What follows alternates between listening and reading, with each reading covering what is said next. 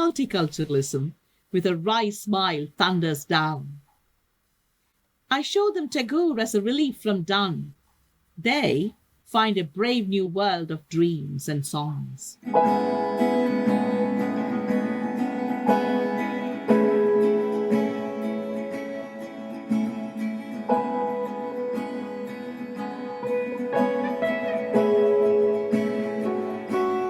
This is Writer's Mosaic, in conversation. Poet Bashabi Fraser talks to poet, translator and teacher Usha Kishore about editing, poetry and teaching.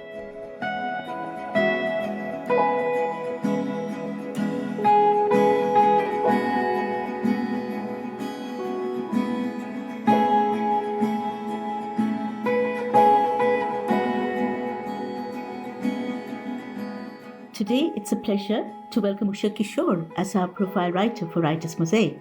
Usha, I have known you for many years now as a poet, a critic, an editor, translator, and as a post-colonial scholar. You have co-edited a seminal anthology, Home Thoughts, with Jaideep Sarangi, to which you very kindly invited me to contribute. And I have had the privilege of reading some of your poetry collections before their publications. Thank you very much, Bashabi and Writer's Mosaic, for considering me as a profile writer. Speaking of Home Thoughts, it's been a sheer pleasure to co-edit that with the Indian academic Jaideep Sarangi, and the work of many diasporic writers like you who were published in that anthology has been a real eye-opener. Thank you very much for that contribution. You're very welcome, and thank you. Usha, you grew up in Kerala, where Malayalam is the regional language, which you consider your native language. However, you are Tamil. So Tamil is your mother tongue. And you have this rich heritage of Malayalam, Tamil, Sanskrit, Hindi, to which has been added English. Could you tell us something about the place which nurtured you as a writer? What role it has played in shaping your perspective as a poet? And what hold it still has on you as a writer? I was born in Trivandrum, the capital of the southern Indian state of Kerala. I was born in a Tamil Brahmin family. Technically speaking, Tamil is my mother tongue. However, like other Tamil Brahmins who have adopted Kerala as their homeland, I consider myself Malayali. My late mother was a Hindi teacher, and my father was a Sanskrit scholar. Being born into a family of Sanskrit scholars had its advantages. You grow up with people chanting mantras and Sanskrit verse all around you. From a young age, my parents infused me with the love of literature, both English and Hindi, and, of course, although I did not understand Sanskrit, I could hear the music ringing in my ears. I went to the Holy Angels Convent in Trivandrum, and there I was encouraged by the sisters, the nun sisters in the convent, who published my initial verse, and I cringe at some of the lilting rhymed verse that I wrote then. And the publication, however, helped because it was wonderful to see me in a school magazine, which was obviously handwritten. That is where I started off as a writer. Wonderful, Usha. So that is when you knew you were going to be a poet, you were a poet, and that would be your future. So when did you move to the UK? And how has moving here influenced your idea of being a translated woman? It's a phrase you use in your writing, translated woman. And how has this affected your own estimation of yourself as a writer? I came to the UK in 1989 after my marriage to Dr. Kishore. And coming to the UK was an eye-opener. I went to an English medium school. I spoke English very well. But in the UK, realization dawned that English is not my native language, that I am a post-colonial, an immigrant. And that idea of being an immigrant was playing on my mind when I came upon the idea of the translated woman, obviously influenced by Salman Rushdie's Translated Man. I mean, this is the feminization of it. And that is initially a real obstacle that you come across, that you cannot write English as the natives do. You can only write English as an Indian does. And that's why I came upon the idea of a translated woman. I really like this translated woman take on Salman Rushdie, Usha. Thank you. And Salman Rushdie, like you, also has the same colonial links that have been forged historically between India and the UK. Like him, you too are conscious of your post-colonial identity. And I've noticed that your work, like all diasporic writers, is marked by a hybridity that actually sharpens your poetic vision. Could you tell us how, as a woman, you continue to combine the consciousness of the divine woman? And this is also something I've discovered in your poetry. The divine woman who is exemplified in the idea of the mother goddess, and how you reconcile this with the political reality of writing as a woman of color from the metropolitan centre, as it were, from Britain. In your case, the Isle of Man. That's true. I have a Manx passport now, so I should be considering myself as Manx British. As a woman of colour, writing in the UK or on the island, I've combined my interpretation of the mother goddess with my contemporary concerns on womanhood, especially women of colour. The idea of mother goddess is an inspiration to voice the subaltern situation into which a woman writer of colour is put into. Here, speaking of myself, there's a double jeopardy. As a feminist within the Brahmanical patriarchy that I was born into, and as a woman of colour and first-generation immigrant to the UK. So that is where the hybridity starts.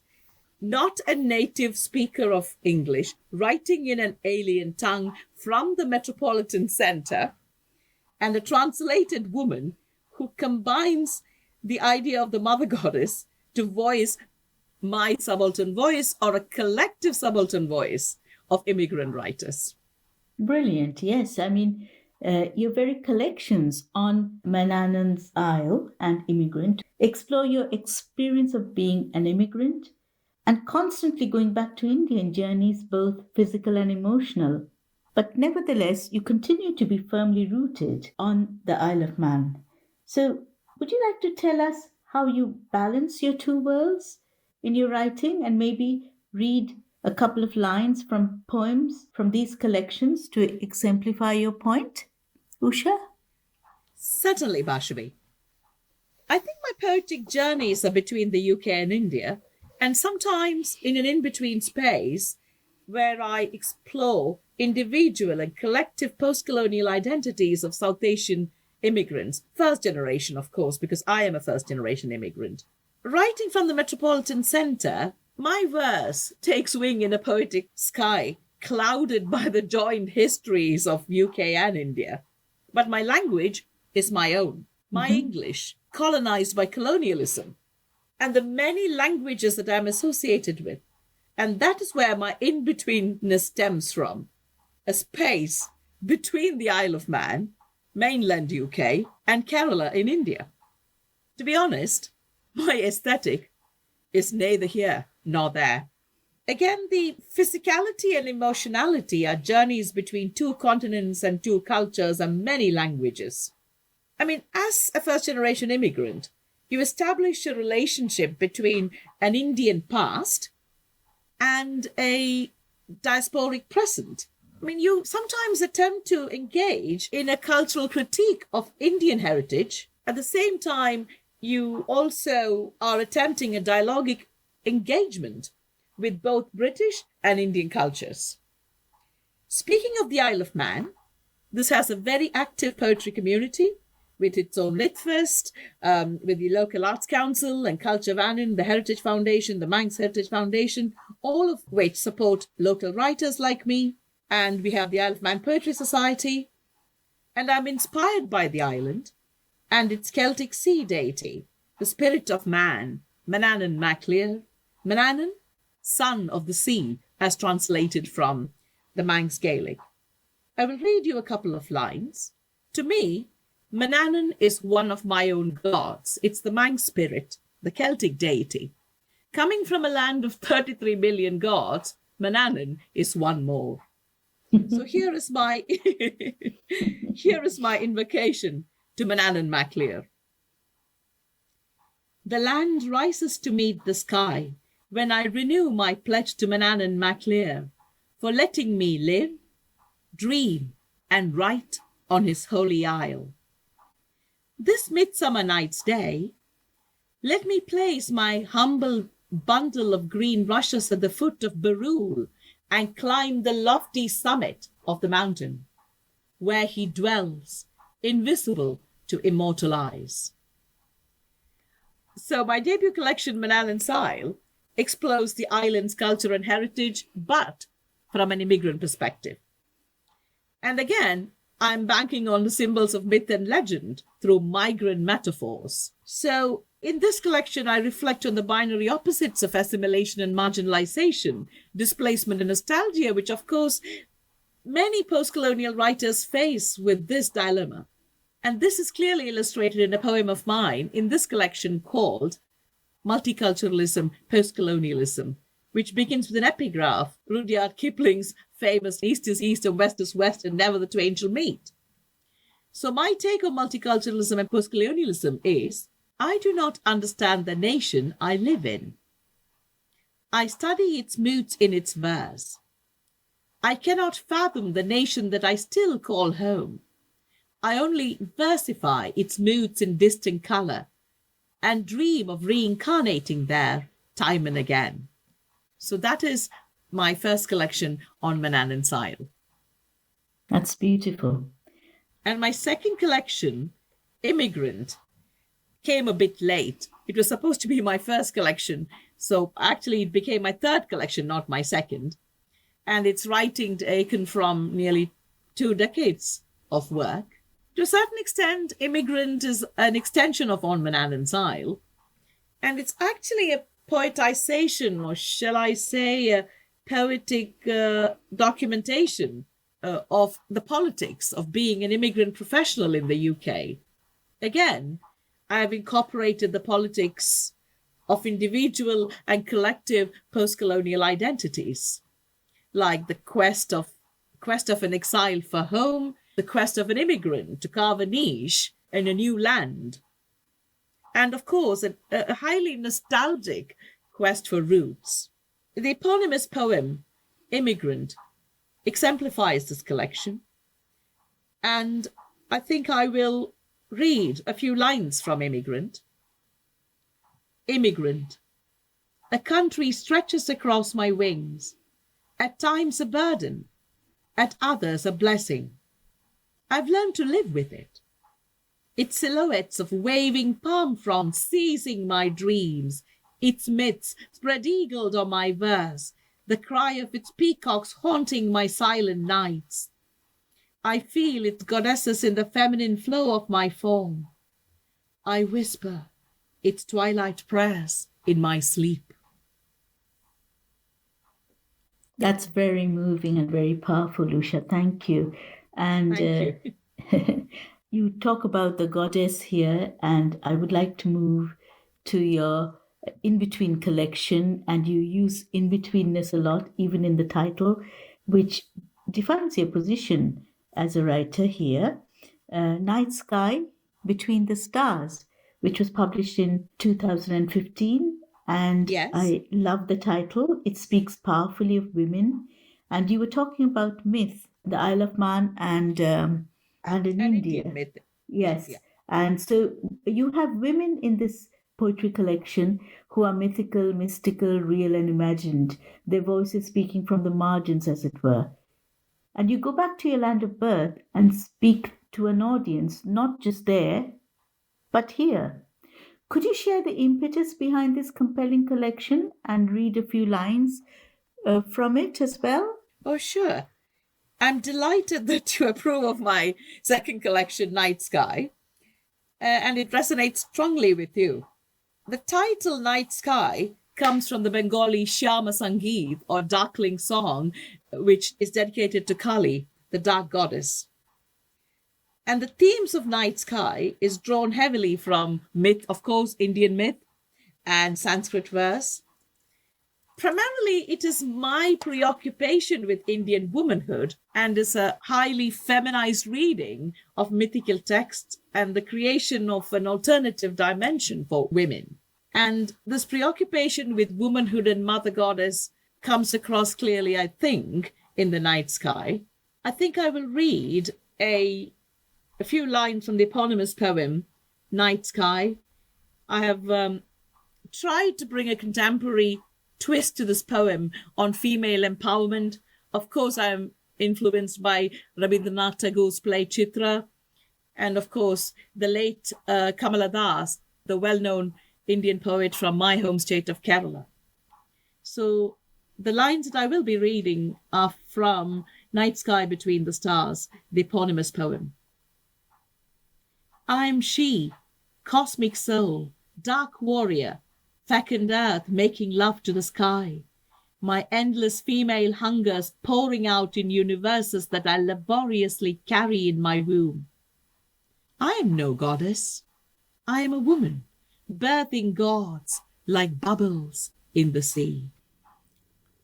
Once again, that is a poem that really resonates with me. And also, you read it beautifully. Thank you. Usha, now to move on to your current situation. You have been an A-level English teacher in the UK for many years now. Do you feel that your multicultural background and knowledge of literatures in English and Indian languages have enriched your teaching methods and benefited your students through your teaching career?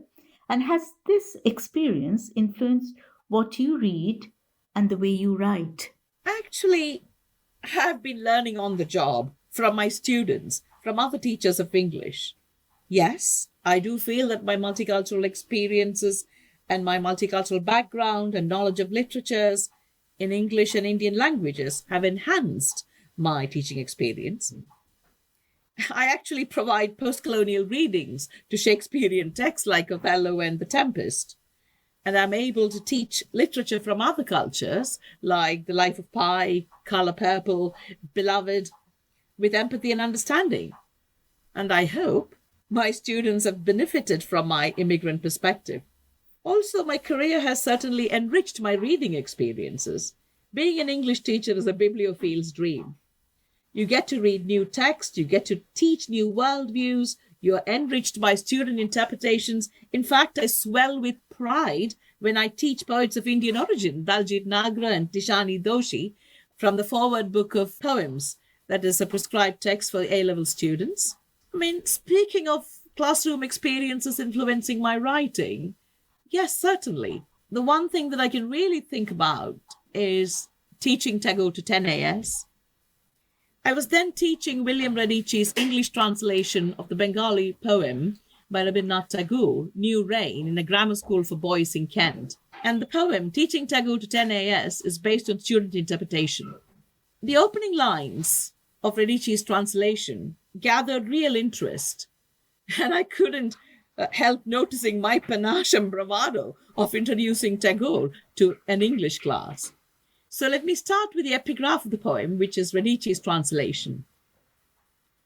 Who wanders high on the palace tower, hair unravelled, pulling her cloud-blue sari close to her breast? Who gambols in the shock and flame of the lightning?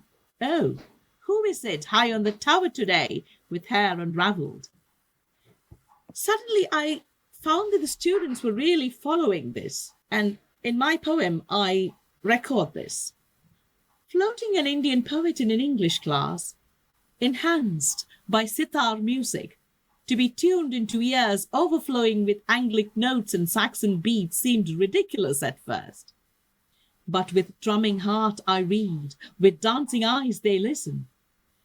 Kadamba trees blossom, Ketaki trees gather moss, Bakul trees branch out into the wilderness as I wander among the desks, high on the rhythm, low in tone.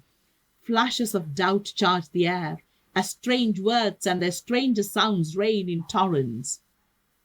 Multiculturalism, with a wry smile, thunders down. I show them Tagore as a relief from done. They find a brave new world of dreams and songs. A hand shoots up. Asian women and hair unraveled? Reformation or rebellion? I love Those are the that. closing line. I Closing love lines that. of the Yeah. poem.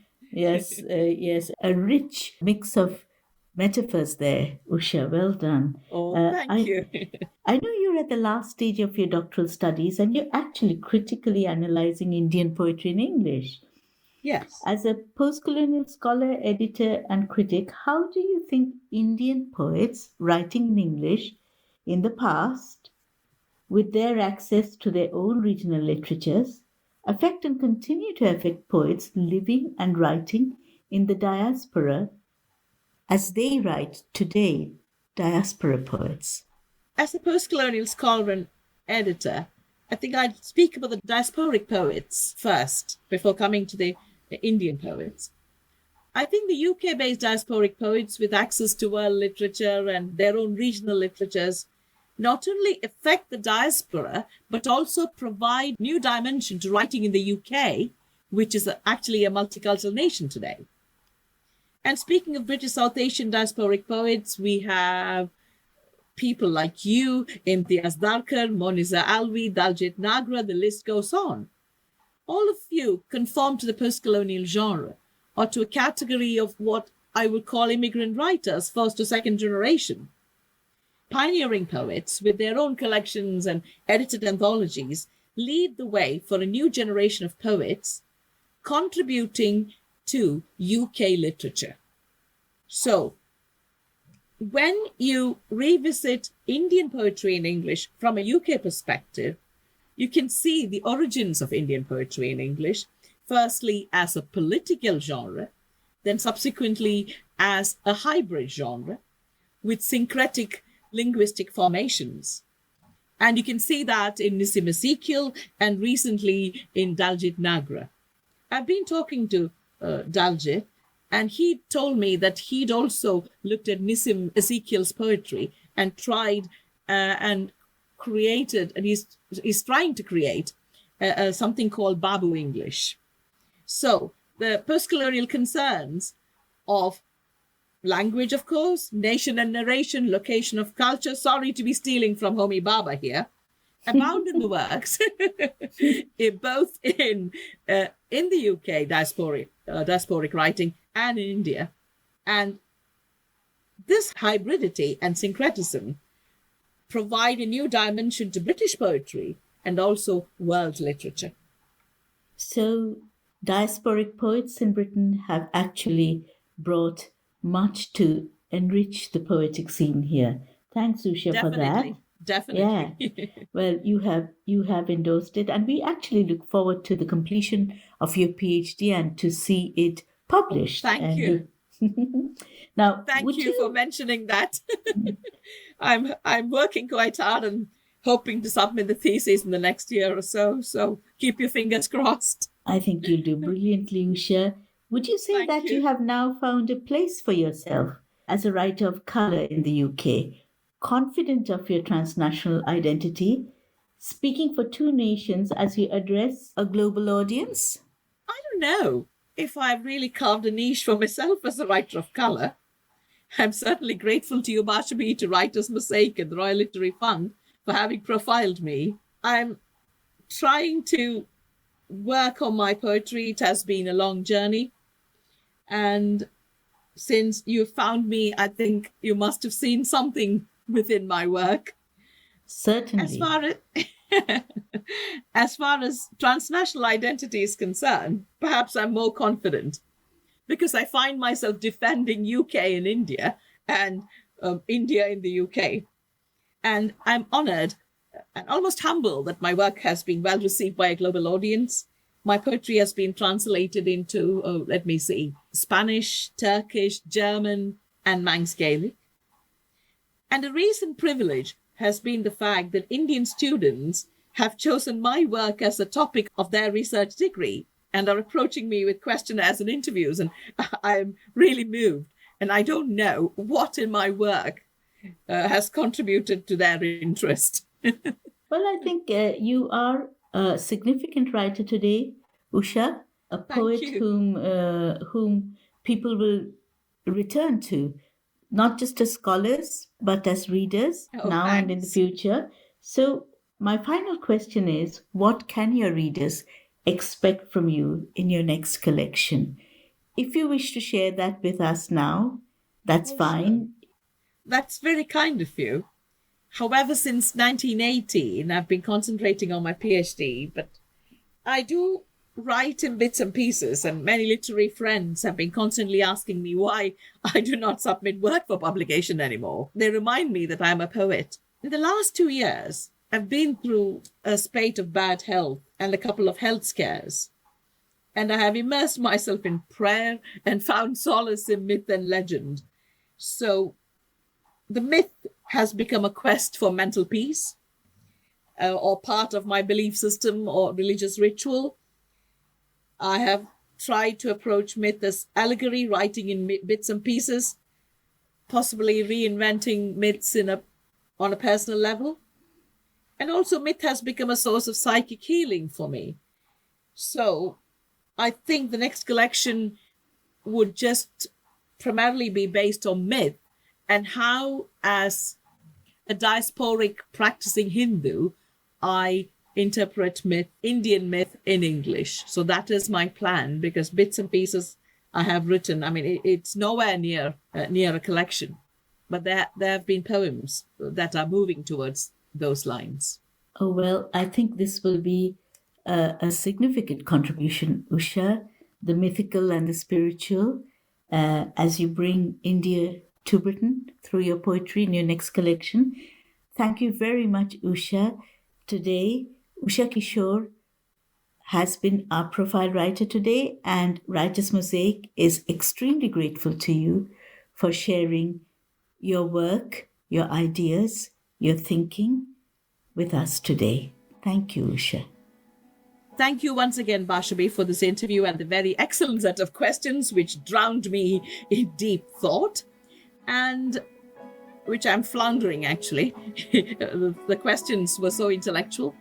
I would also like to thank Writers Mosaic for profiling me. Thank you very much.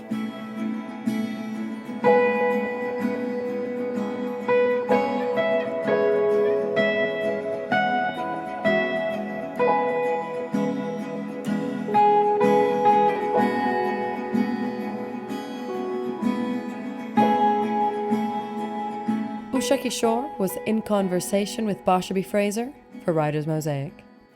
To hear more writers, go to writersmosaic.org.uk.